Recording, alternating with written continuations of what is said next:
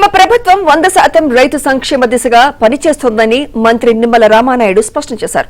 జలవనరుల శాఖ మంత్రి రామానాయుడిని ఏపీ రైతు కార్యాచరణ సమితి నాయకులు కలిసి తమ సమస్యలను విన్నవించారు.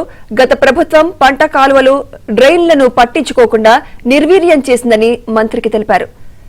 ధాన్యం అమ్మిన రైతులకు వేల కోట్ల రూపాయలు బకాయిలు చెల్లించలేదని రైతు సంఘ నేతలు ఆవేదన వ్యక్తం చేశారు. వీలైనంత త్వరగా సమస్యల పరిష్కారానికి కృషి చేస్తానని మంత్రి భరోసా ఇచ్చారు. గత 5 సంవత్సరాల్లో ఒక్క కాలువకు సంబంధించి గాని, ఒక్క డ్రైన్కి సంబంధించి గాని, ఒక తట్ట మట్టి సిల్ట్ తీసినటువంటి పాపాన్ని ఈ ప్రభుత్వం పోలేదు.